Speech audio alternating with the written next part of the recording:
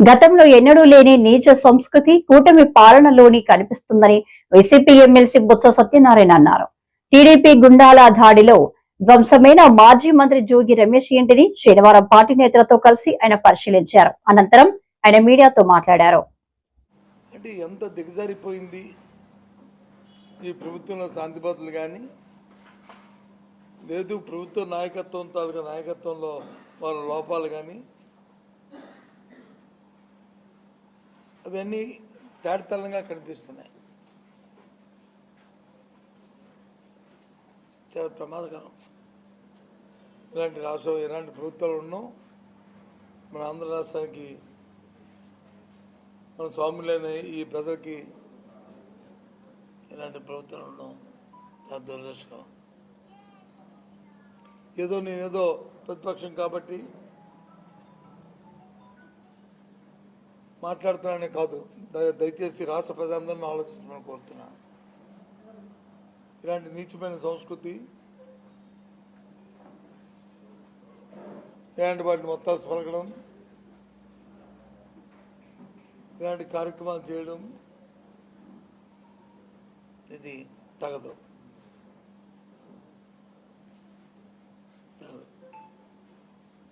ఎవరున్నప్పటికీ చంద్రబాబు నాయుడు గారు అసలు ఏం చేద్దాం అనుకుంటున్నాం ఈ రాష్ట్రాన్ని?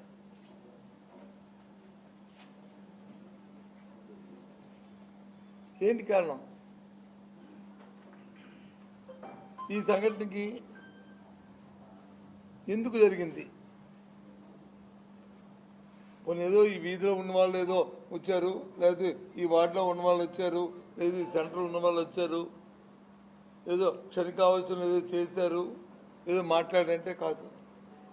విజయవాడ నుంచి లేకపోతే ఇంకో జగ్గేపేట నుంచో, విజయవాడ నుంచో, లేకపోతే పక్కనున్న మచిలీపట్నం నుంచో,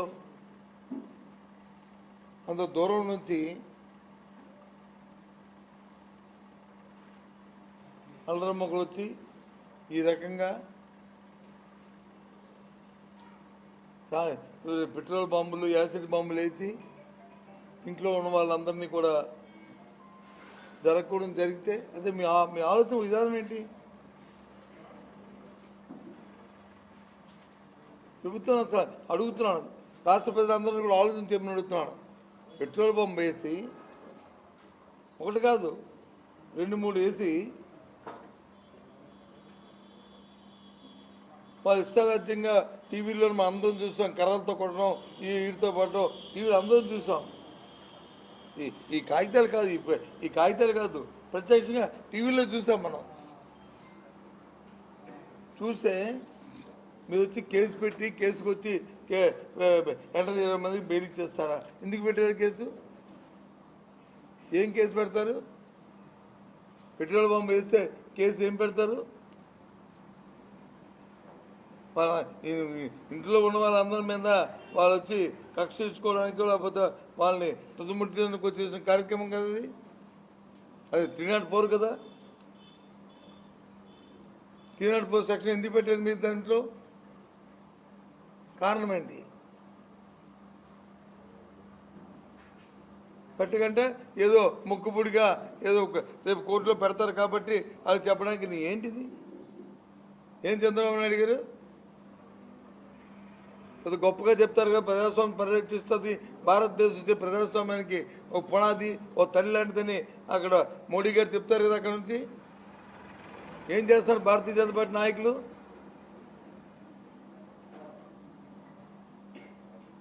పెద్ద పెద్ద కబుర్లు చెప్తారు కదా డిప్యూటీ సీఎం. ఏం చెప్తాడు పవన్ కళ్యాణ్ దీనికి సమాధానం?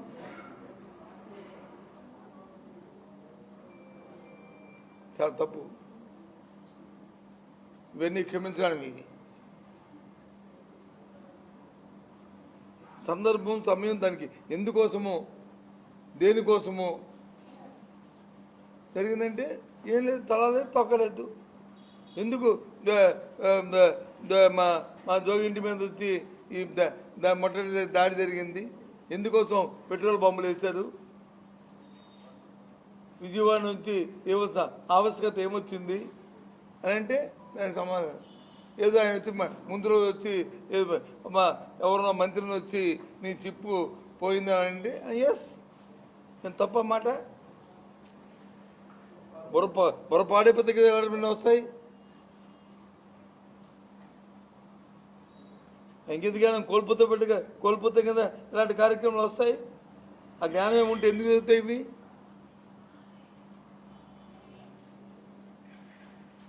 దానికి వచ్చి ఇంటి మీదకి వస్తారా?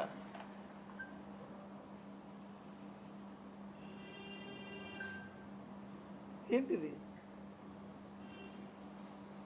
ఎంతవరకైనా సరే దీనికోసం పోరాటం చేస్తాం. సరే, చట్టాల్లో దాన్ని చట్టపరంగా దీని మీద ఆలోచన చేస్తాం. కానీ రాజకీయ పరంగా ఇచ్చేది తప్పు.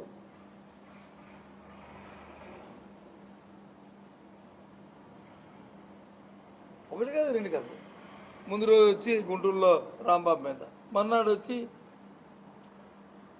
రమేష్ మీద, ఇంటి మీద.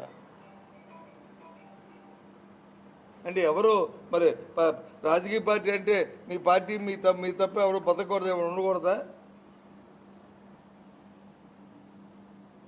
ఏమనుకుంటున్నారు?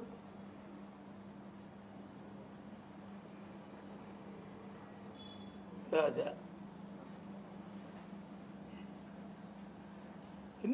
ఎన్నో సందర్భాల్లో చూసాం. ఏ సందర్భంలో ఇలాంటి మీరు సంఘటనలు చూడలే. చాలా దురదృష్టం. సంఘటన పూర్తిగా తీవ్రంగా ఖండిస్తున్నాం. దీన్ని చట్టపరంగా ఏ రకంగా వాళ్ళకి శిక్షణ పడాలో ఏం చేయాలో చట్టపరంగా మేము చూసుకుంటాం. కానీ రాజకీయ పరంగా ఇలాంటి సంఘటనల పట్ల మాత్రం రాష్ట్ర ప్రజలందరూ కూడా అప్రమత్తంగా ఉండాలని కోరుతున్నాను. ఈ ప్రభుత్వం చేస్తున్న ఇలాంటి దుర్మార్గం ఆలోచనతో ప్రజా జీవితాలకు ఏ విధంగా ఆటంకం కలుగుతుందో ఒకసారి పరిశీలించుకోవాలని చూస్తా అని కోరుతున్నాను రాష్ట్ర ప్రజలందరినీ కూడా. ఇలాంటి దుర్మార్గులకి మీరు అధికారం కట్టబెట్టిన తర్వాత ఇలాంటి కార్యక్రమం ఏం జరిగాయో ఆలోచించమని కోరుతున్నాను. ఇది న్యాయమని అడుగుతున్నాను, ఈ ధర్మాన్ని అడుగుతున్నాను.